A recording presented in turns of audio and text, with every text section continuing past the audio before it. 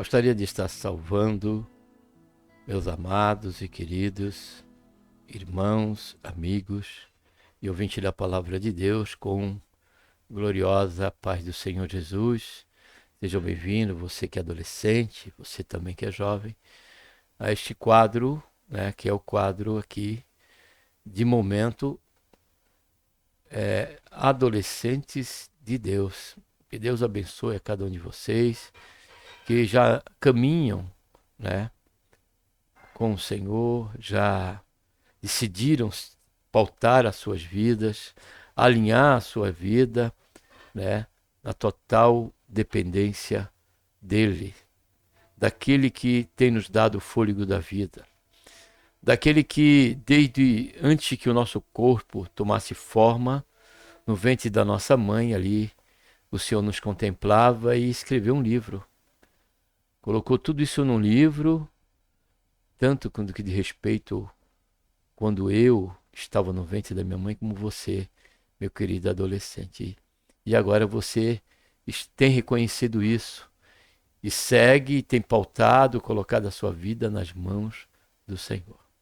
Não tem maior escolha que nós possamos fazer a não ser entregar a nossa vida ao Senhor, confiar nele. Então que você seja bem-vindo aqui a todos aqui no canal, mais uma vez, onde estaremos conhecendo mais um conteúdo da lição da classe aqui, em particular dos adolescentes.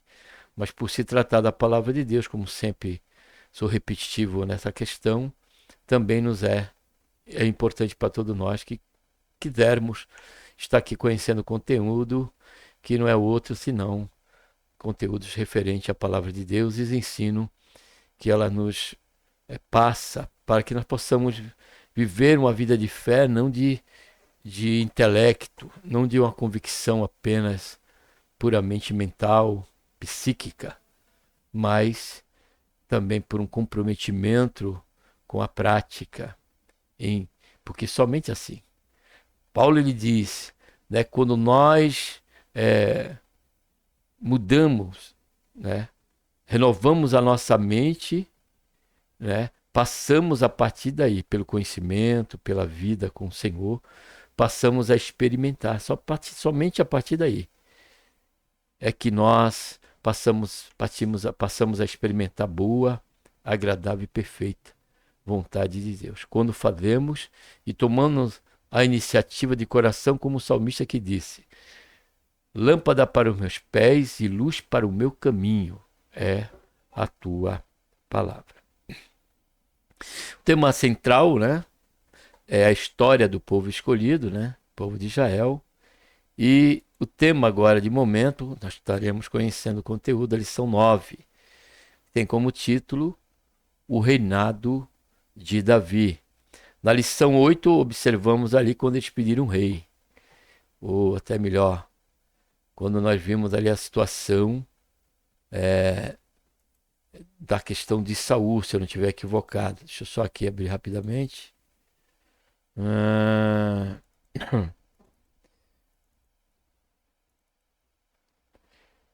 Davi, o pastor de ovelhas, que se tornou rei. Agora vamos tratar especificamente do reinado de Davi. Para tantos, antes vamos estar orando aqui antes de abrir o PowerPoint, tá bom? Pai, em nome do Senhor Jesus, nos colocamos, Senhor, na tua santa, gloriosa presença. Senhor, queremos pedir perdão dos nossos pecados, te agradecer por tão grande salvação. E pelo nosso nome está escrito no livro da vida. E a expectativa que temos, ó Pai, a cada dia que acordamos, de uma expectativa de que o Senhor divino nos buscar. Não só no momento em que nos acordamos, Pai, mas em qualquer momento, até durante o sono, o que nós tivermos poderá o seu tempo e o Senhor adivinha. Sono natural que eu digo, Pai, o Senhor adivinha. Muitos estarão dormindo, diz a tua palavra. Outros vão estar trabalhando, dados os fusos horários de cada nação. Porém, certo é que o Senhor adivinha, através do teu santo Filho Jesus Cristo, para buscar a tua igreja, que foi comprada pelo seu precioso sangue do Senhor Jesus, a nações, a tribos, a etnias, a todos quanto que pela fé, Senhor, tem, ó Pai, crido no teu Santo Filho e na obra do Calvário, e assim o acesso nos foi aberto, e aqui estamos, Senhor, diante de Ti, nesta confiança, nesta ousadia, mas ainda assim, tudo, Senhor, diante do trono da graça do Senhor. Sabendo que no tempo oportuno o Senhor há de nos conceder tudo quanto precisamos, necessitamos, que colocamos ou não diante de Ti, Senhor. Porém, a maior bênção em que estamos, Senhor, esperando e aguardando é esse momento glorioso do nosso encontro com o Senhor Jesus ali, Senhor, nas nuvens, para estar com o Senhor, dando sequência, Senhor, a toda a dispensação do plano do Senhor. Passar o tribunal de Cristo, estar com o Senhor durante o milênio e depois entrar plenamente sobre o estado eterno, em glória com o Senhor. Nos ajuda, Pai, durante todo esse período. Também, Pai, nos abençoa aqui, enquanto estaremos conhecendo mais um conteúdo da lição dominical da classe dos adolescentes, Senhor. Abençoa cada adolescente, cada jovem, salva, Pai, aqueles que ainda não são salvos. Essa é a nossa oração, ó Pai, por cada um de nossas crianças, adolescentes e jovens, e a todos quanto ainda carecem, Senhor, de ser salvo. Faz, Senhor, esta obra, pois ela é grandiosa, é gloriosa. Só o Senhor pode fazer, Pai, porque a salvação, ela vem do Senhor. Por tudo, Pai, oramos, te damos graça, em nome do Senhor Jesus. Amém.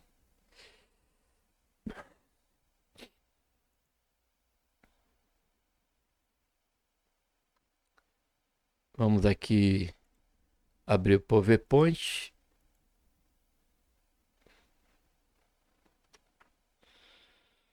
A leitura bíblica em classe se encontra em 2 Samuel 5, de 1 a 9. Já está aqui separada para nós lermos. Diz assim a palavra de Deus. 2 Samuel 5, de 1, se eu não estiver equivocado, a 9. De 1 a 9. Então todas as tribos de Israel vieram a Davi e Hebrom e disseram: Eis-nos aqui, teus ossos e tua carne.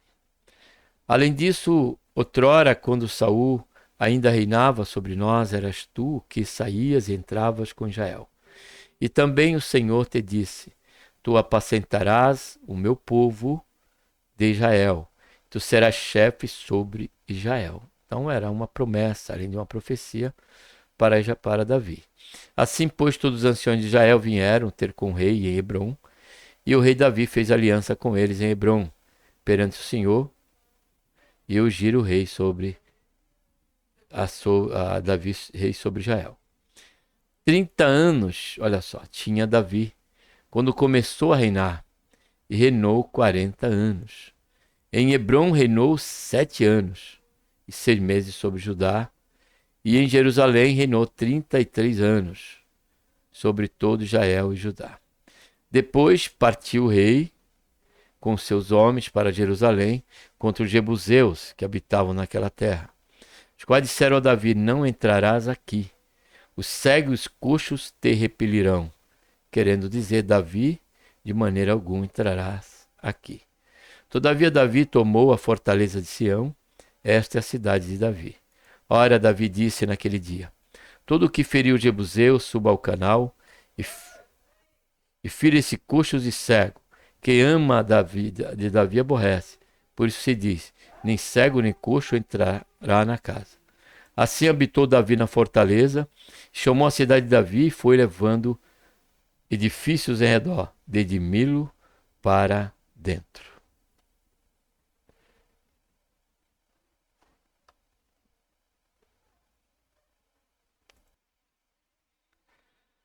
A mensagem: Davi foi ficando, deixa eu só confirmar aqui.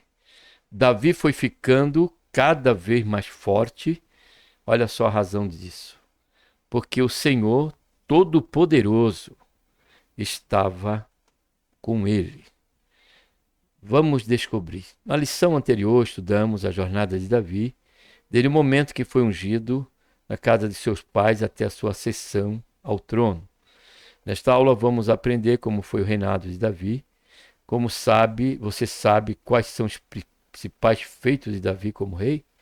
Veremos por que ele é considerado um rei tão importante, tanto durante o tempo em que ele reinou, até antes, né? Como lemos na leitura bíblica, cara adolescente, Davi ele era reconhecido, né?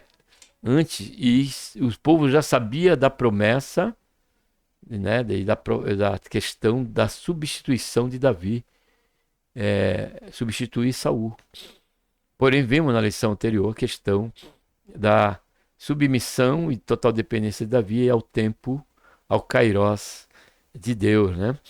E agora nós estaremos conhecendo aqui, né, os feitos, né, que Davi fez, que não só tinha essa importância no seu tempo, atuando, né, como também se seguiu, né, essa importância pelo legado deixado, que se viu até como um aferidor para os escritores de 1 Reis, 2 Reis, 1 Crônica e 2 Crônica, diz que muitos reis não seguiram a Deus como o rei Davi.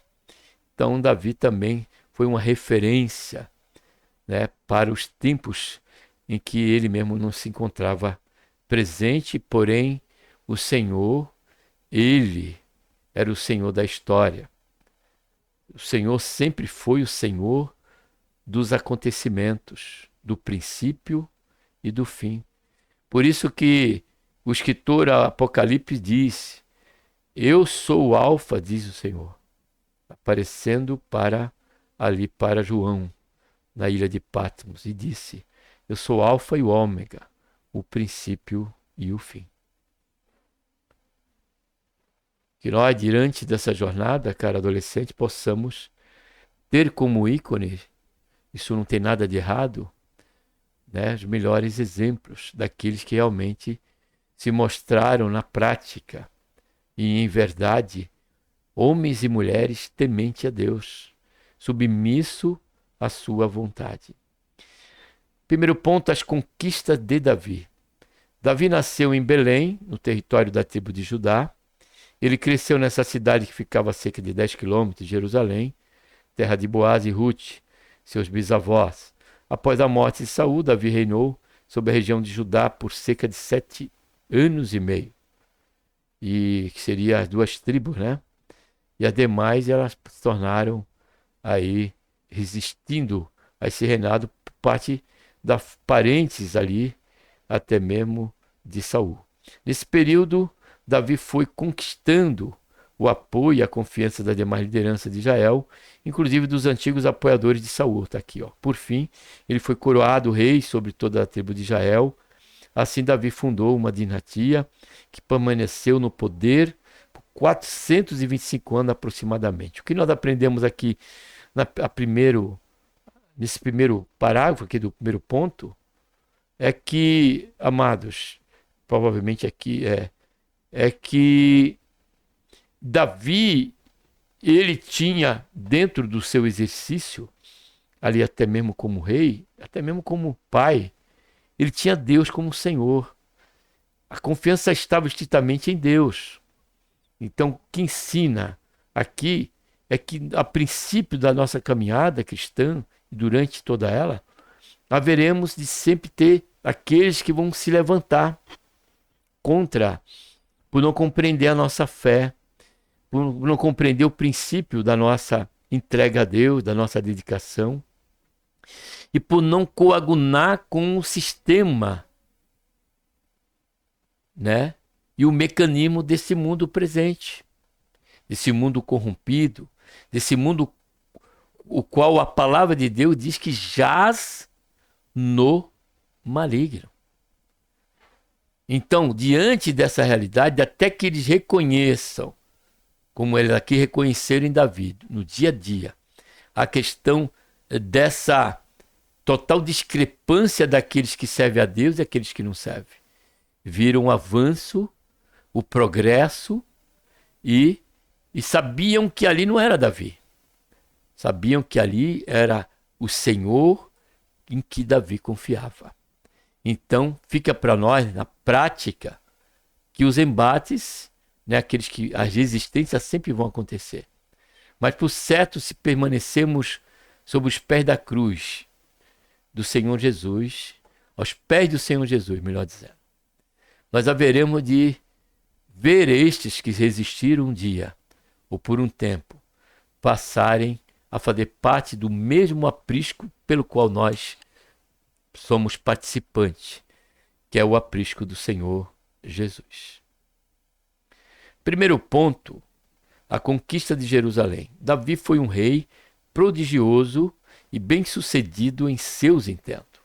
Ele teve vitórias importantes contra vários povos inimigos de Israel, filisteus e moabitas, como também os sírios e amonitas. Mediante sua experiência como guerreiro, Davi organizou um exército profissional composto por homens de diferentes regiões.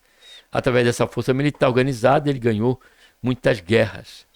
E é interessante, aqui lendo esse ponto, cara adolescente, que nós observamos dentro da biografia e da gestão como rei de Davi, que ele se mostrou um estrategista, se mostrou um líder, né, que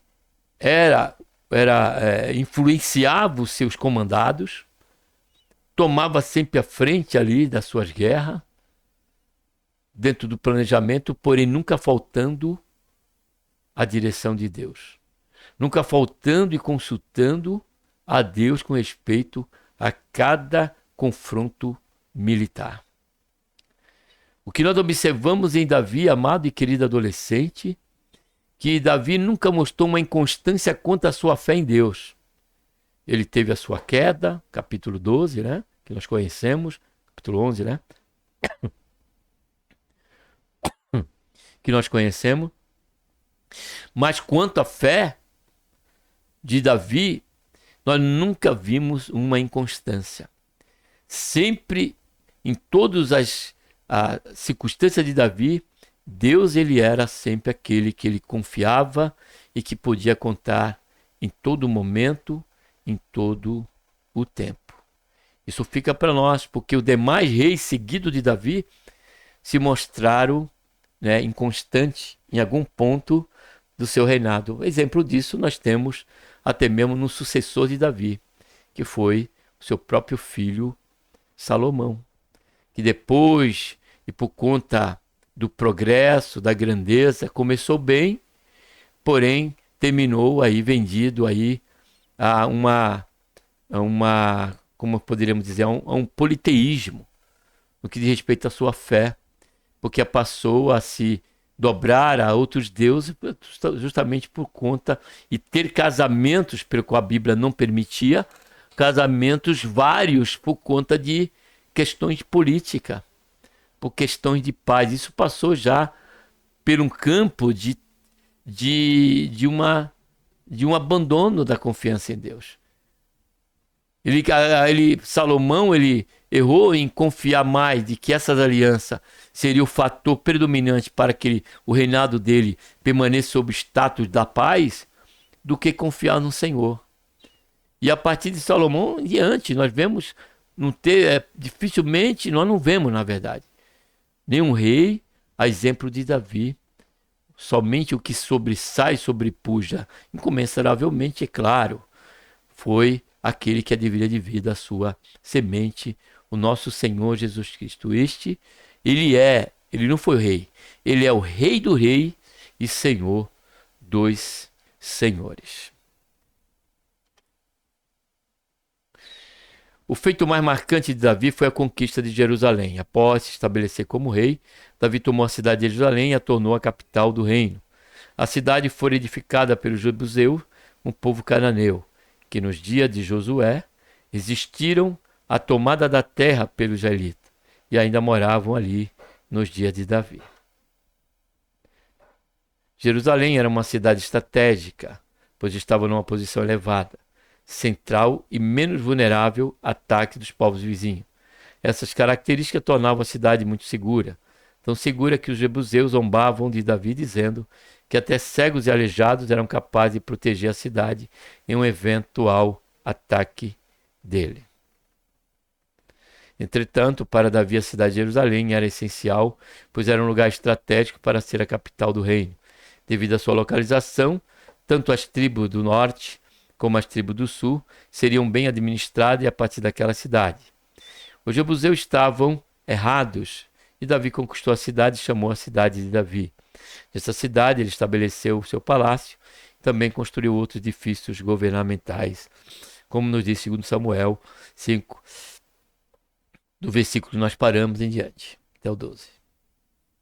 É interessante destacar que, segundo o historiador Flávio Joseph, a cidade de Jerusalém é a mesma de Salem.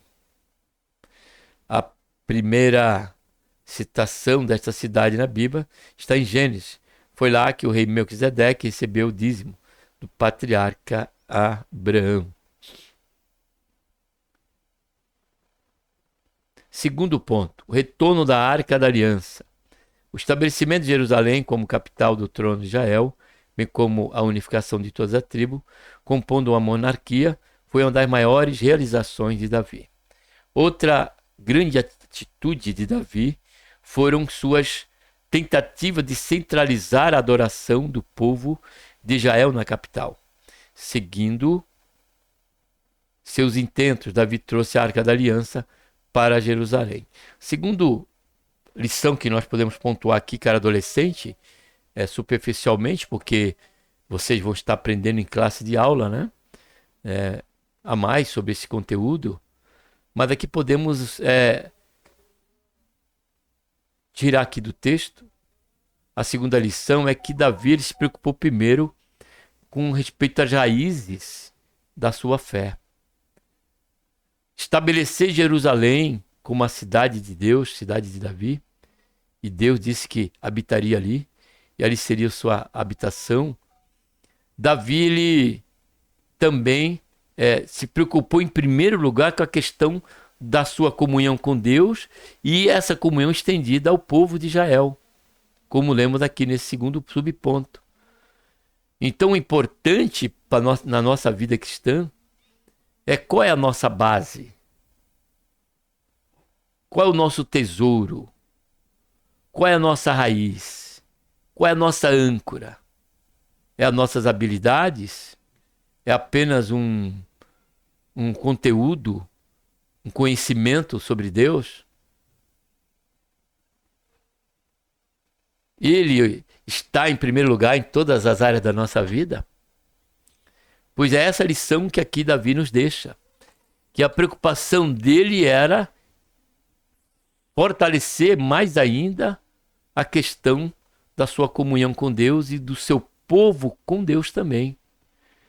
Observe que isso já vem, caro adolescente, da raiz da sua infância. Quando Davi era adolescente, quando Davi era jovem, a casa do seu pai, sob os cuidados da ovelha, no seu tempo ali de descanso, ou quando cuidava das ovelhas, ele tomava a sua harpa em mão e salmodiava a Deus. Davi ele se mostra na escritura, pelo seu perfil, nós podemos tirar que ele era um homem de Deus em todos os aspectos que tem que ser parte da nossa vida como crente, como um cristão, como homem ou mulher de Deus, adolescente e jovem de Deus.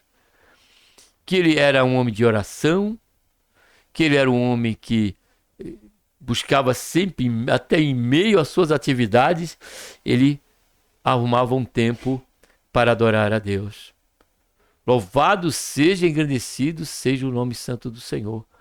Porque quando tomamos, cara adolescente, essa atitude ela tem o seu reflexo e a sua retumbância nas próprias palavras do Senhor Jesus, aqueles que ele discipulava, ao povo que ele ensinava. Ele disse: buscai primeiro o reino de Deus e a sua justiça, e as demais coisas eles nos serão acrescentadas.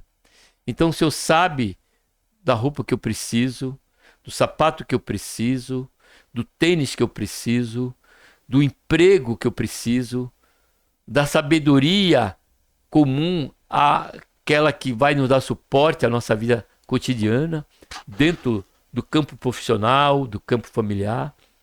Deus sabe de tudo isso e Ele há de nos conceder tudo isso, o recurso que precisamos.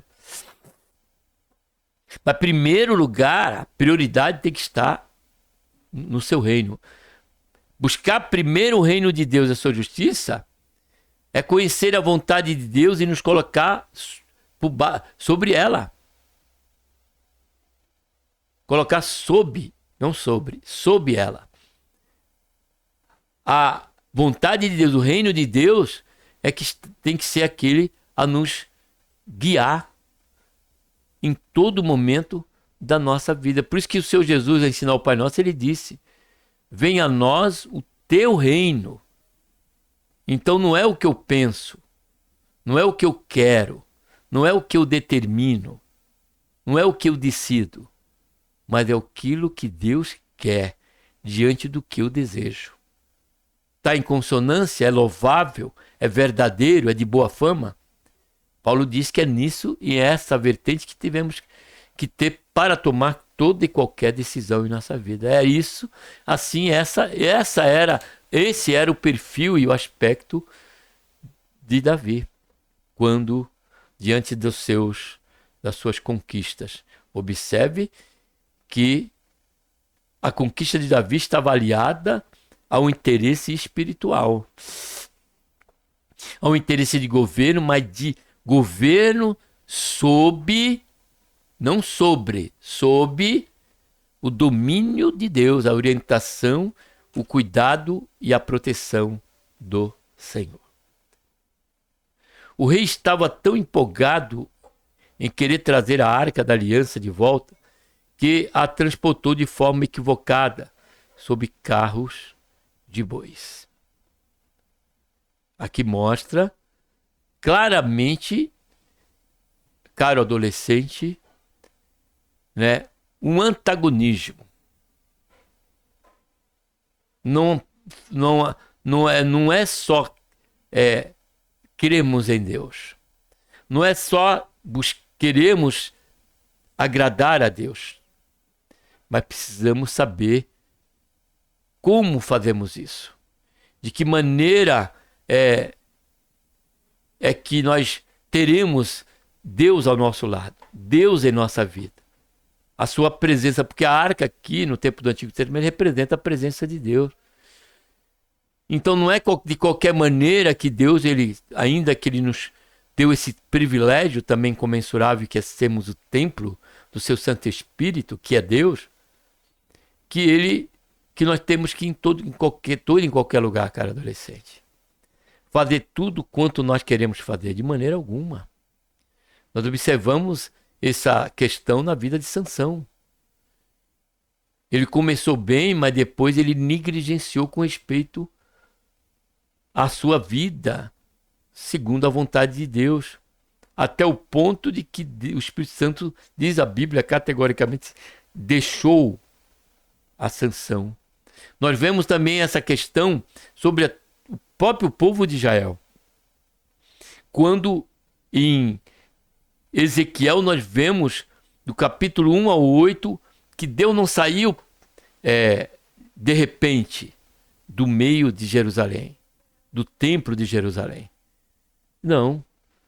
Lá nós vemos que foi paulatinamente. Por quê? Essa saída foi indo e deu até que a glória de Deus se foi de Jerusalém. Por quê? Porque o povo ele tinha passado a viver aos modos da idolatria das nações vizinhas.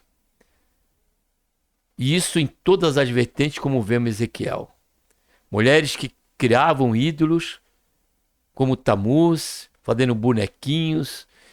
A superstição, a feitiçaria, a idolatria predominava no povo de Israel. Então logo a presença de Deus não poderia permanecer em meio a este mau cheiro, a esta podridão pela qual se encontrava o estado espiritual de Israel.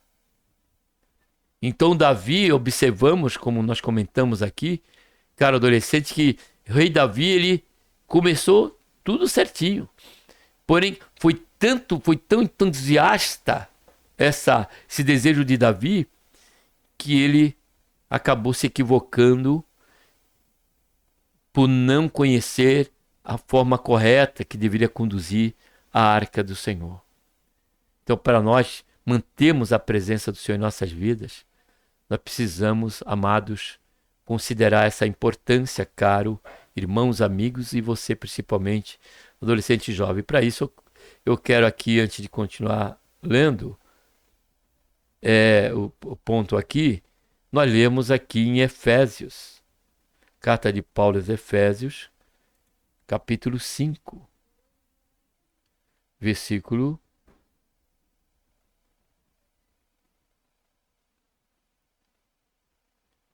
1. Paulo exorta aqui, ó. Portanto, vede diligentemente como andais, não como loucos, mas como sábios, usando bem cada oportunidade, por quanto dias são mau. Por isso, não sejais insensato, mas de entender qual seja a vontade do Senhor. E não vos embriaguei com vinho, no qual mas enchei do Espírito Santo, falando entre vós sobre salmo, hinos, cantos espirituais, cantando e salmodiando ao Senhor no vosso coração, sempre dando graças a Deus, o Pai, em nome do Senhor Jesus. E em Filipenses não, 1 Tessalonicenses, capítulo 5, que foi válido, ainda que foi equivocada a minha intenção aqui, que eu queria ler esse, que nós vamos ler, ele diz aqui, ó. Regozijai-vos sempre, orai sem cessar, em tudo dai graça, porque esta é a vontade de Deus em Cristo Jesus para convosco. Olha lá. Não extinguais o Espírito, não desprezei as profecias, mas ponde tudo à prova, retendo o que é bom. Abstevos de toda aparência, de toda espécie do mal. Em outra tradução diz aparência. Aí diz, diante dessa nossa valorização com respeito a essa questão da presença de Deus em nossas vidas, ali diz no versículo 23, e o próprio Deus de Pai vos santifique completamente, e o vosso espírito, alma e corpo sejam plenamente conservados irrepreensíveis para a vinda de nosso Senhor e Salvador Jesus Cristo. Então aqui mostra que ainda que a nossa intenção ela seja válida, seja boa, nós precisamos estar sempre dentro e considerando se ela se alinha com a vontade de Deus. A arca deveria ser carregada sobre os ombros do sacerdote, conforme as orientações divinas. Está aqui. Esse equívoco resultou em uma tragédia, pois um dos guias do carro, Uzá, tocou na arca que estava caindo e acabou morrendo por isso. Dessa forma, a comitiva foi interrompida e a arca ficou sob os cuidados de Obed-edom por 3 meses. Na segunda tentativa de trazer a arca, Davi não queria mais errar. Então, o que nós aprendemos aqui nesse ponto também, cara adolescente, é da importância do nosso aperfeiçoamento com respeito ao conhecimento da vontade de Deus, pela qual só a temos através do exercício da leitura devocional, da busca, do estudo, né, seja online, como eu faço, já estou no 2º curso, acabando de bacharel em teologia, mas né, já fiz outro, esse é o 2º, da leitura de livros, né, que realmente tragam como base a palavra de Deus, e de valorizarmos a escola dominical, que aqui é um conteúdo da escola dominical. E Pedro mesmo diz, não me canso de falar a mesma coisa. Então considere, cara adolescente, isso é parte, olha só, é parte tão importante para você que está começando a sua vida. É você ter esses alicerces aí firmes, tendo o Senhor Jesus como a coluna, a âncora e a sua palavra, porque ele diz, aquele que ouve a minha palavra, disse o Senhor Jesus, e as pratica, assemelhá-lo-ei, compará-lo-ei ao um servo prudente, que construiu sua casa, procurou a rocha, cavou na rocha e colocou ali a sua casa, veio vento, veio corrente, veio chuva, e a casa ela não foi nem sequer abalada. ela permaneceu estática, ela permaneceu firme.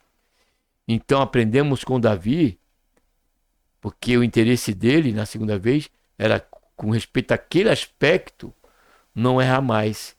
Então nós podemos errar com certeza.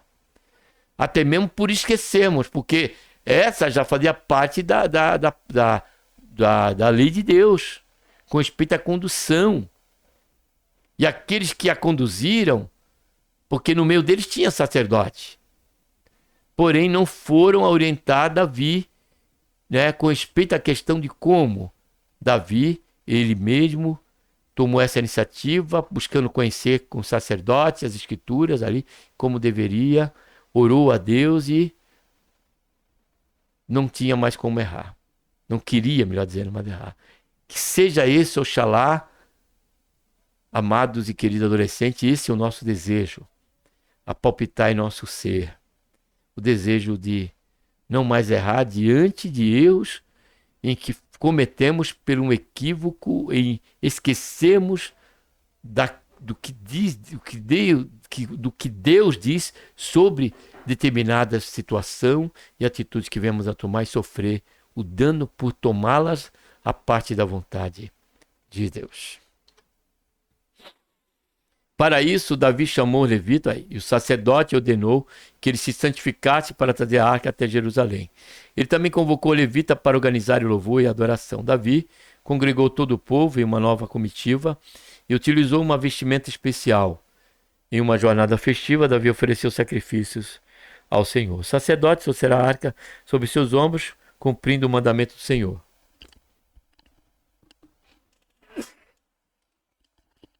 Além disso, Davi se alegrou, dançou e louvou juntamente com seu povo. Em Jerusalém, a arca foi abrigada em uma tenda que Davi havia preparado. Assim, a adoração ao Senhor foi estabelecida em Jerusalém. O grande erro de Davi. Antes de lermos, cara adolescente, sempre tenho batido nessa tecla, até mesmo em mensagens, no momento de reflexões. E a questão do exercício da fé não nos priva do erro, não nos priva dos percalços com respeito à nossa caminhada de fé, à nossa trajetória de fé. Por isso que Paulo diz: aquele que está em pé, olhe para que não caia. O nosso sumo pastor, ele deixou escrito, disse, e João escreveu, deixou escrito: orai e vigiai. Vigiai e orai, para que não caieis em tentação. Para que não venhamos a ter ou cometer erros subsequentes e recorrentes. O tropeço, a possibilidade do percalço, é inevitável no nosso campo humano. Então, fica para nós esse adendo aqui, essa pontuação aqui.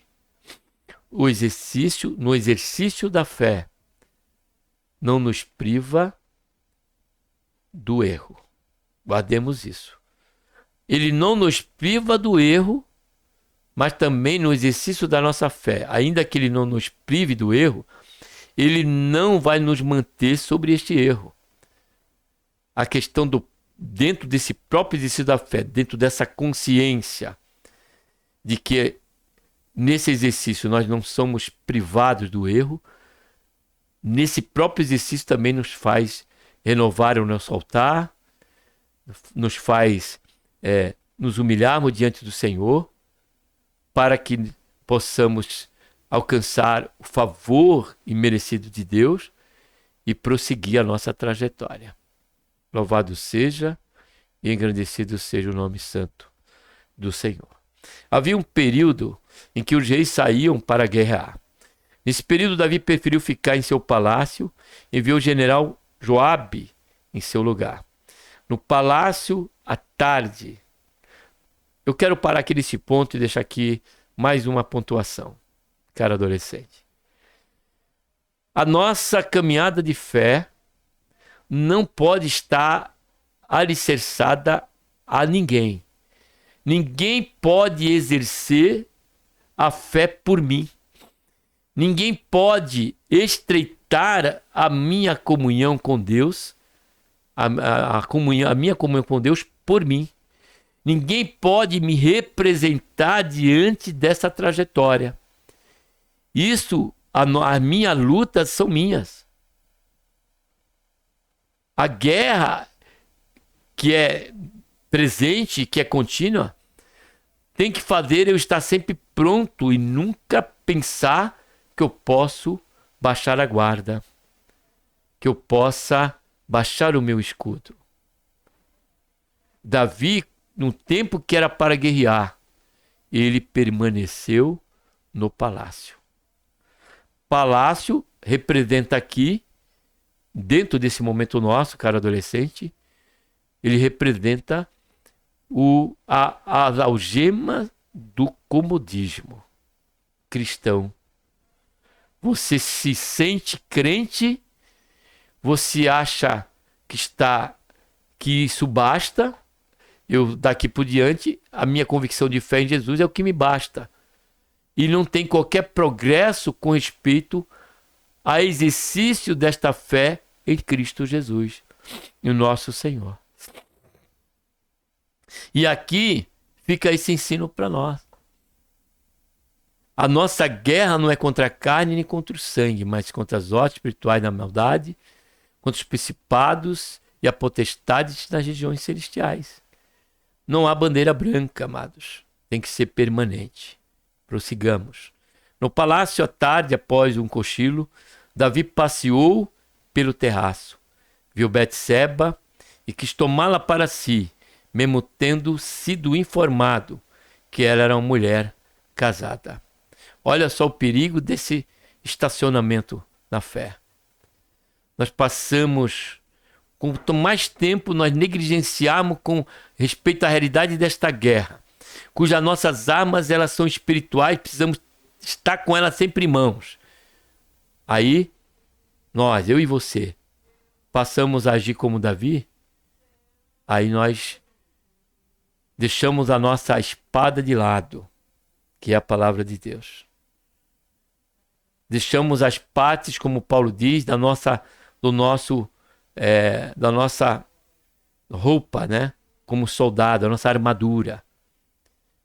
Então, a cada momento e o tempo e a distância que tomarmos e negligenciarmos nesse aspecto, com respeito ao comodismo na fé, a uma estagnação da fé, ela nos fará distanciarmos de Deus e estarmos vulneráveis a este mundo e as concupiscências, cuja primeiro inimigo somos nós, concupiscência da carne, concupiscência dos olhos, soberba da vida.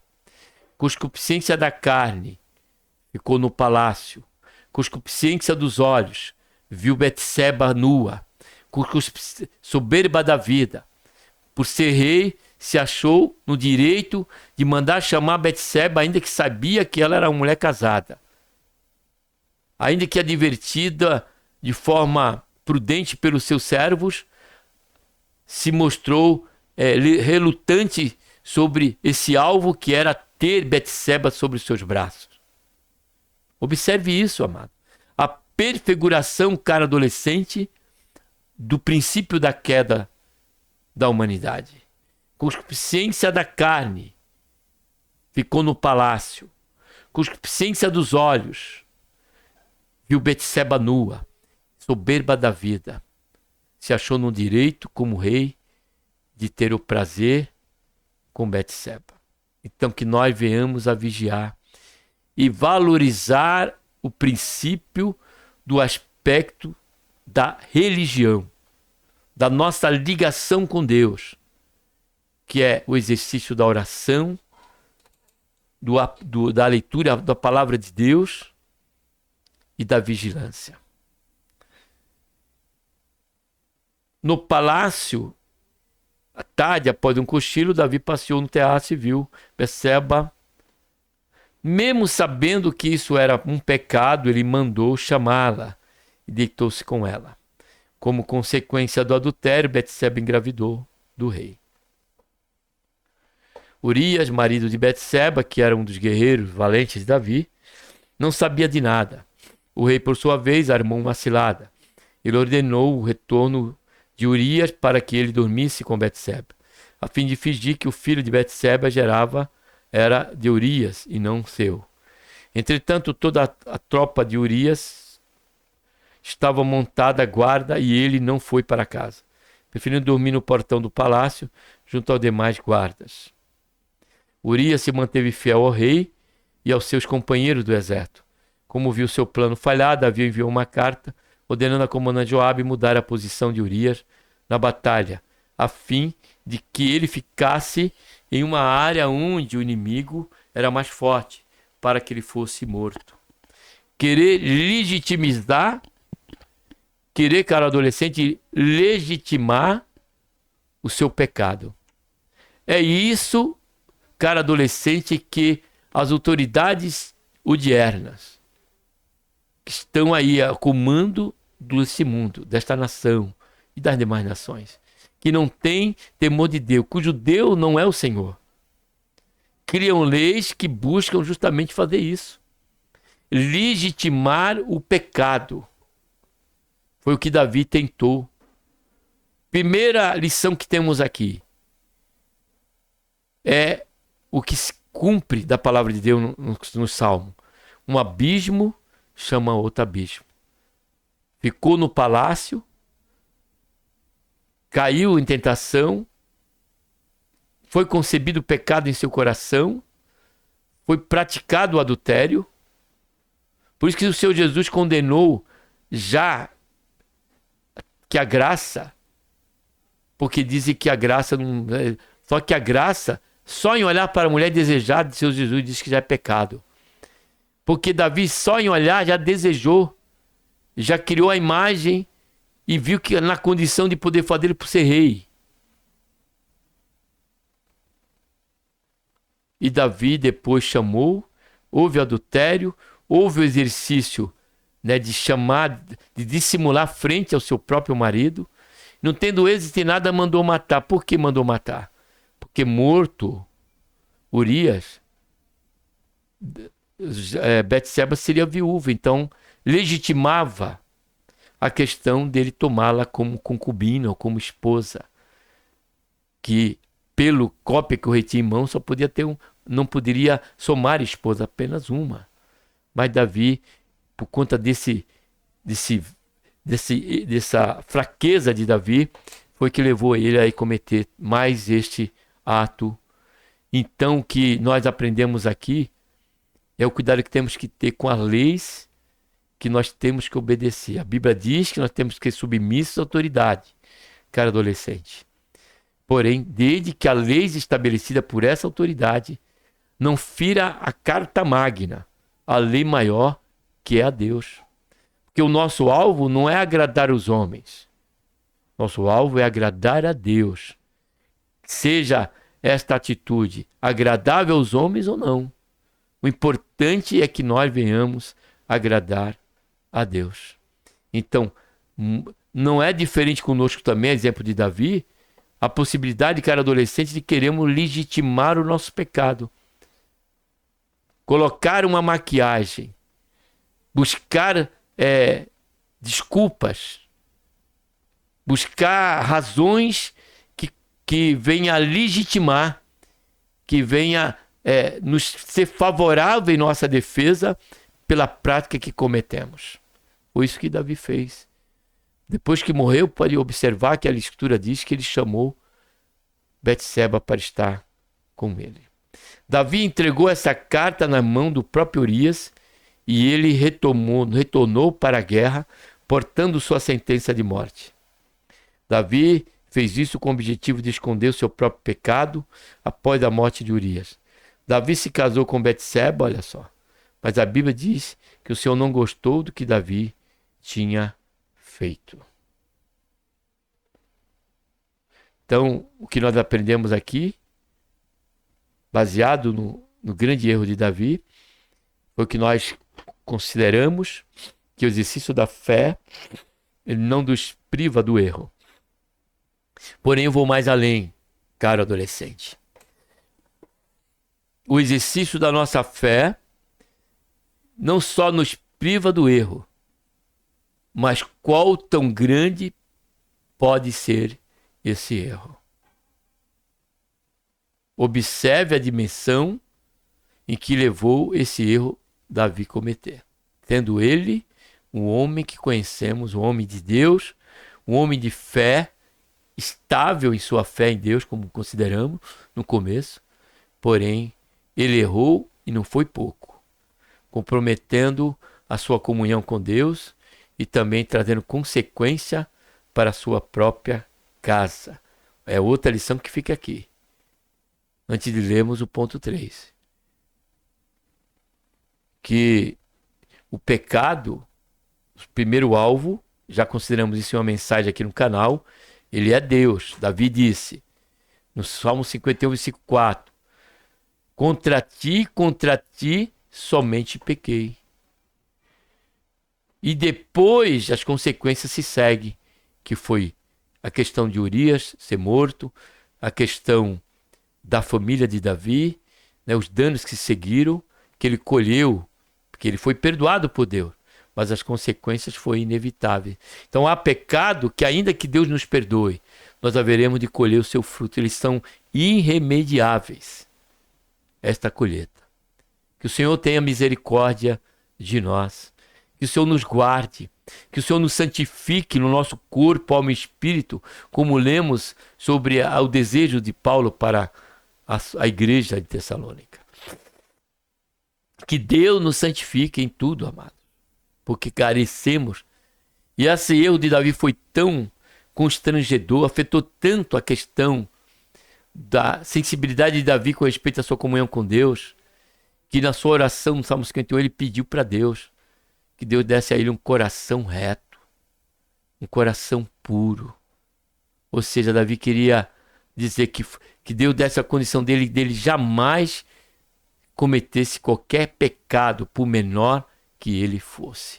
Esse tem que ser o alvo em nossa vida, o princípio e o exercício na nossa caminhada cristã. Nunca, absolutamente nunca queremos cometer qualquer pecado dependente do seu grau.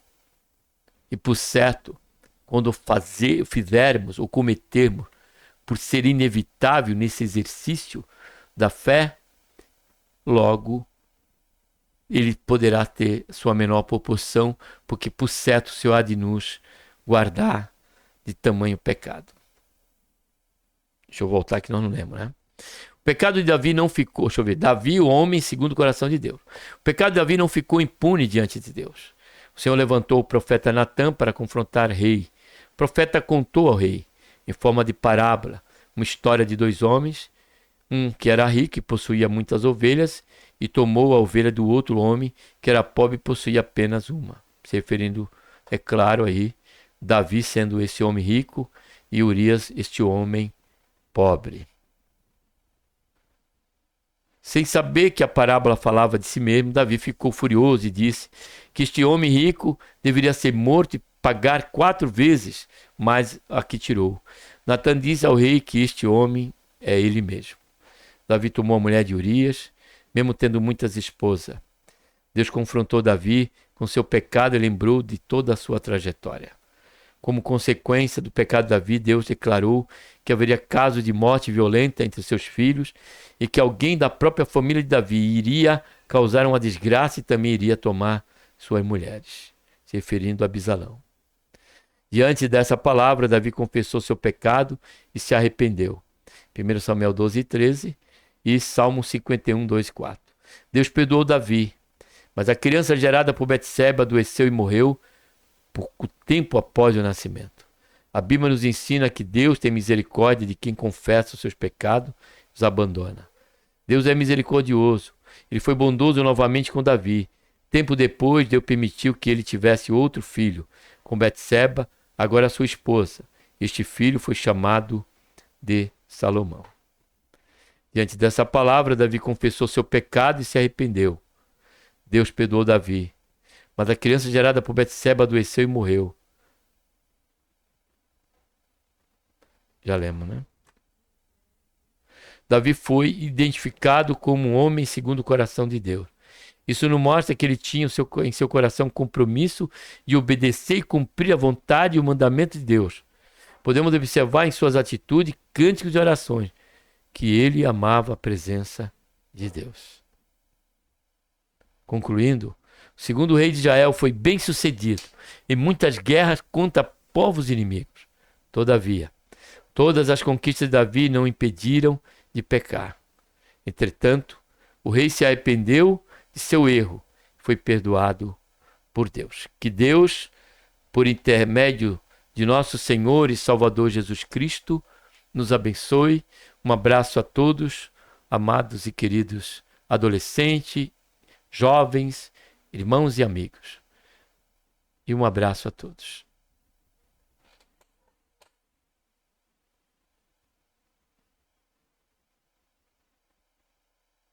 Vamos estar orando, né?